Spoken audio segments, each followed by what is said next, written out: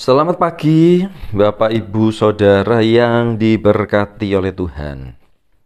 Pagi hari ini, tema renungan firman Tuhan adalah gadis bodoh dan minyak. Pada kesempatan ini saya ingin sedikit memperdalam khotbah saya pada hari Minggu 1 September yang lalu, yaitu tentang mengelola waktu. Mari kita baca Matius 25 ayat 3. Gadis-gadis yang bodoh itu membawa pelitanya tetapi tidak membawa minyak. Jadi perbedaan di dalam perumpamaan ini, perbedaan antara 5 gadis bijak dan 5 gadis bodoh. Mereka sama-sama membawa pelita, tetapi yang bijak membawa minyak cadangan, sedangkan gadis-gadis yang bodoh ini tidak membawa minyak. Ini adalah salah satu ayat dalam perumpamaan yang sangat terkenal, yang sering kita sebut 5 gadis bodoh. Perumpamaan ini merupakan salah satu seri khotbah Yesus tentang hal kerajaan Allah, yang sering disalah mengerti oleh banyak orang tentang masuk surga atau neraka. Padahal kerajaan Allah sudah datang melalui kedatangan Yesus Kristus, yang artinya pemerintahan kerajaan Allah sedang berlangsung saat ini. Bukan menunggu kita masuk surga. Ini seringkali kita salah mengerti dalam hal ini.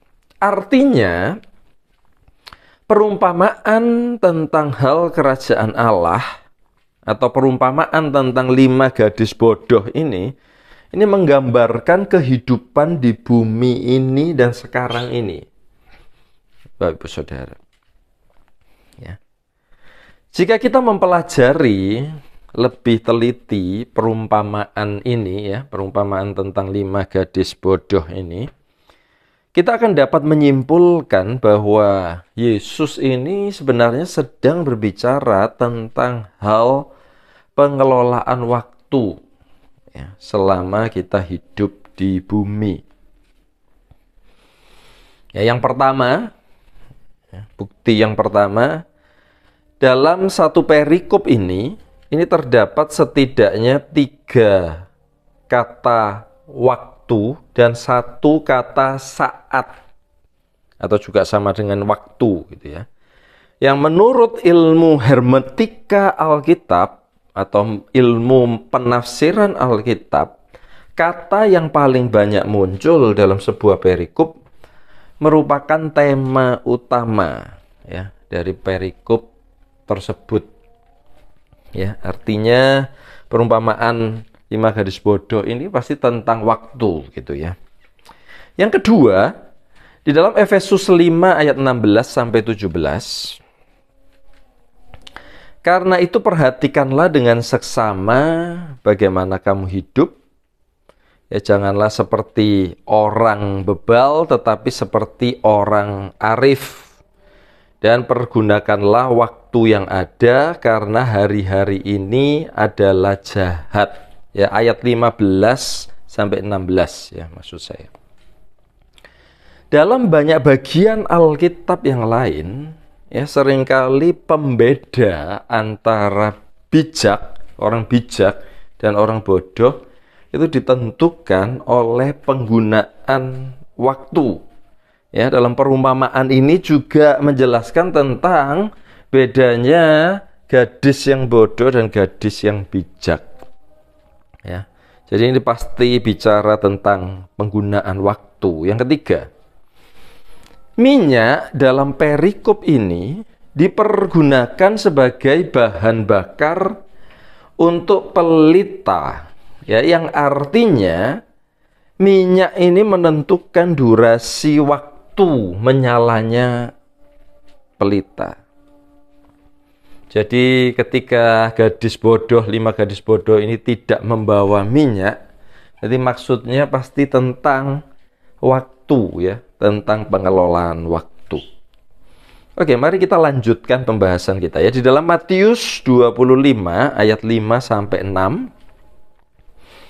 Tetapi karena mempelai itu lama tidak datang-datang juga, mengantuklah mereka semua, lalu tertidur. Waktu tengah malam terdengarlah suara orang berseru, mempelai datang, songsonglah dia. Menyongsong mempelai ya dalam perikop ini menggambarkan tentang menyongsong masa depan ya, menyongsong masa depan yang baik. Sesungguhnya waktu yang kita kelola dengan baik saat ini merupakan investasi untuk masa depan kita ya, entah itu kesehatan, entah itu kekayaan, kebahagiaan atau apapun itu.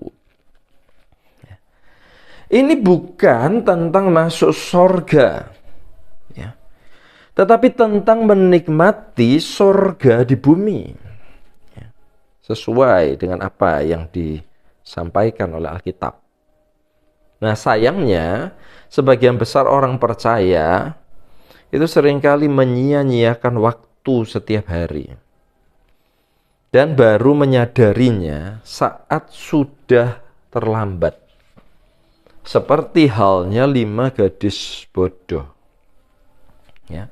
Sebenarnya ini yang ingin disampaikan ya di dalam perumpamaan ini. Dan saat mereka ingin menebusnya, mereka sadar gitu ya. Mereka mau membeli minyak, maka sudah terlambat.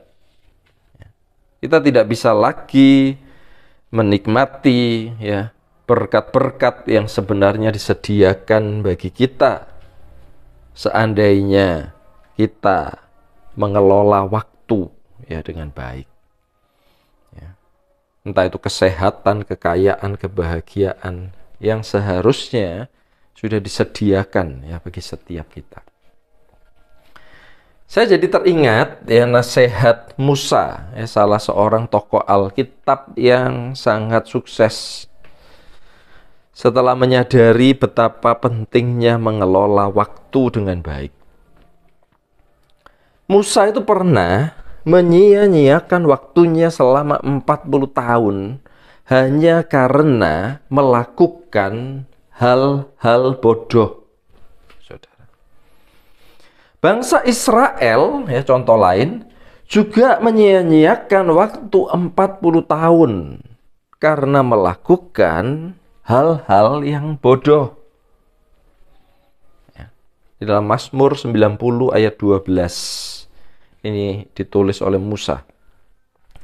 Ajarlah kami menghitung hari-hari kami sedemikian hingga kami beroleh hati yang bijaksana.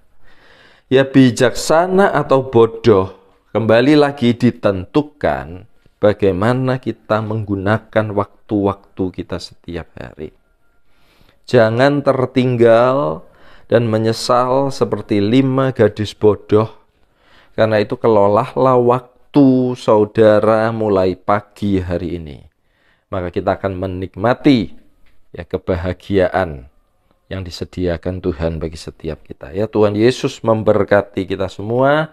Mari kita berdoa. Bapa, kami mengucap syukur buat berkat terbaik yang Tuhan berikan kepada kami, yaitu waktu.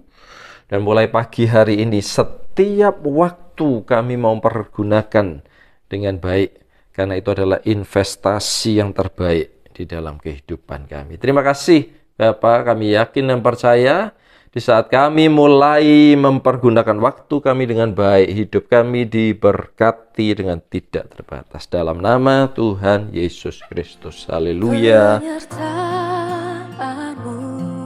Tuhan, segalanya bagiku,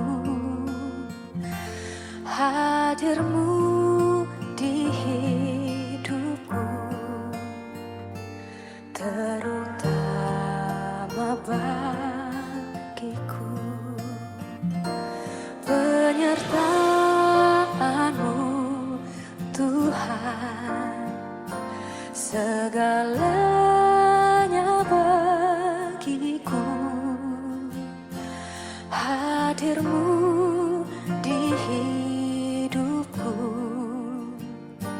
terutama bagiku. Anugerahmu,